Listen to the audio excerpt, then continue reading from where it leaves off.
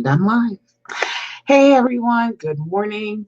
So remember, I have told you guys every time I make one of these videos that what I say right now could possibly change in about 2 hours. And yesterday, the SBA/federal government sent out a slew of new updates that directly affect the PPP and the EIDL.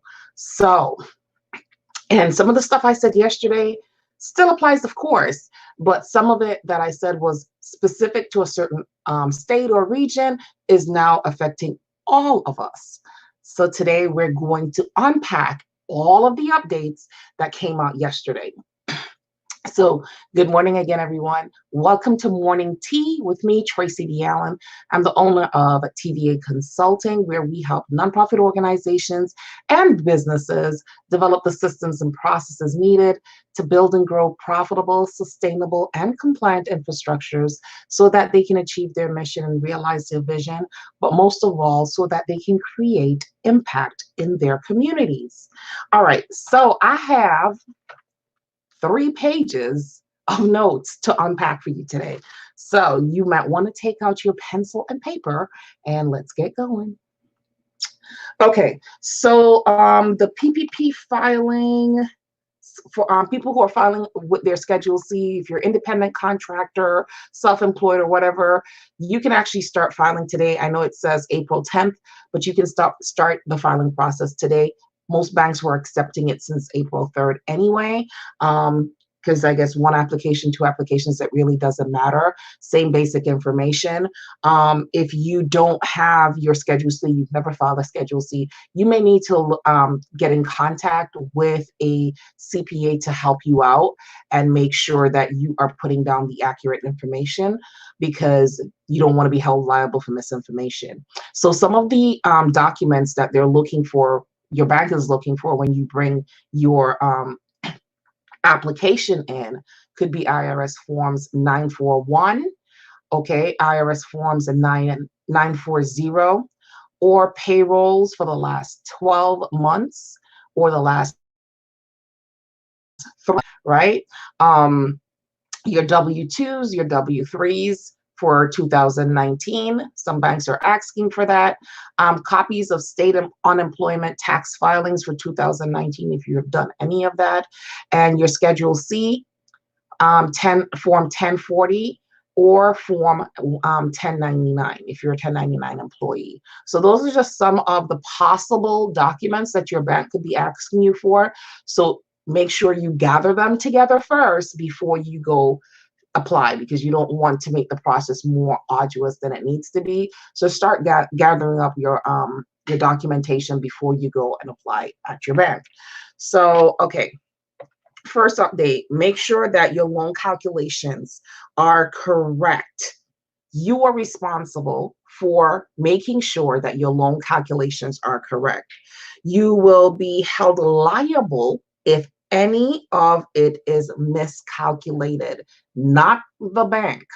The bank does not have to go through a meticulous process of verifying that the information that you put down is accurate. They're holding you to your word. If this is what you say your payroll costs are, they're holding you to the fact that you said this is what it is, and they expect that you are giving them the right information. Now, when it comes time for forgiveness, and they actually meticulously go through your records and find out that that calculation that you put down initially is not correct, there can be some penalties that occur to that. I don't know what the penalties are currently, but of course, I know one of them is that you're going to have to pay back the loan. It's not going to be forgiven, definitely. Okay, exemptions. There's some new exemptions, because remember, before you had to have fewer than 500 employees in order to apply for the PPP. Now you can have more than 500 employees, but you have to meet both of these exemptions. Oops, sorry. This is real life happening over here. So you have to have a tangible network. Your tangible network cannot be more than $15 million. So if you have more than 500 employees, you're eligible if you meet both of these requirements. Your tangible network is not more than $15 million, and your average income after federal taxes for the last 2 years cannot be more than $5 million per year. Okay, so if you meet both of those requirements and you have more than 500 employees, you can now qualify for the PPP.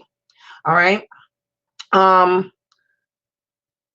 So remember, we talked about if you made more than $100,000 a year, you did not qualify. So now there's an exemption for that as well. So you can make more than $100,000 a year and still qualify for this loan. So the exclusion in excess of $100,000 annually applies only to cash compensation, not non-cash benefits, including employee contribution to retirement plans, group health, and state and local taxes. Good morning. So again, the exclusion in excess of $100,000 annually applies only to cash contribution, cash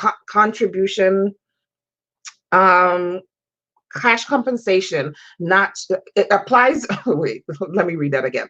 If the 100,000 only applies to does not apply to cash contributions benefits except for employee contribution, retirement plans, group health, and state and local taxes. Okay, with the PPP, it covers, we talked about this before, it covers sick leave, vacation, family, parental leave, but it does not cover the Corona Response Act leave. So you can pay sick leave, you can pay family leave, parental leave, all of that, but it does not cover those Corona Act leave. The EIDL grant is now, remember yesterday I told you that the EIDL grant, Massachusetts was saying that they were only going to pay $1,000 per employee, but that was not what was written in the initial CARES Act. Now, yesterday, they decided that that was going to be the norm.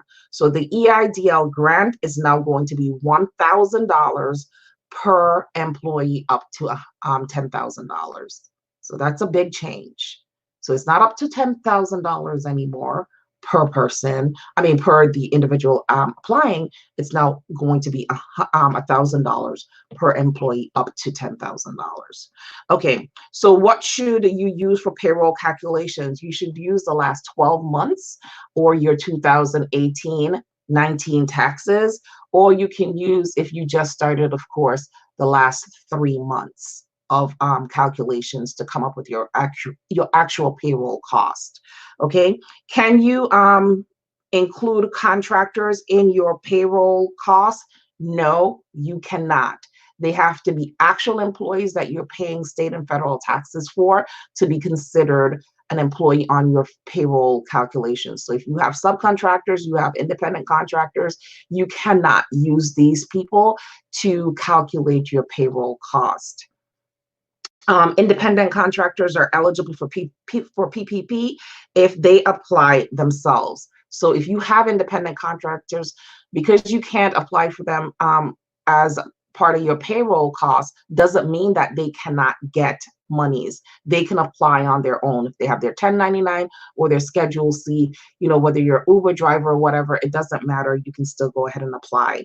Okay, calculating gross payroll. It does not include employee payroll taxes, but does include the, it does not include the employer. So if I had employees under me, I couldn't include my payroll taxes, but I can include my employees in that.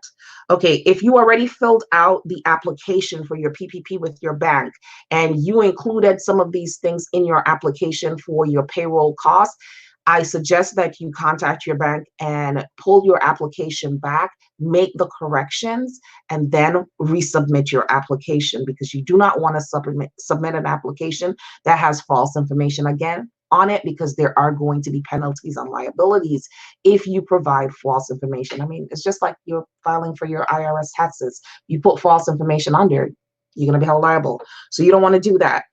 So you have up until the time that they cut the check. So they haven't cut the check yet. You need to pull your application back, call your banker, say, wait a minute, I made some errors. Let me make some changes on this application before you continue the processing of the application based on this. So if you included federal payroll taxes and stuff for yourself in there, you need to recalculate and take that out.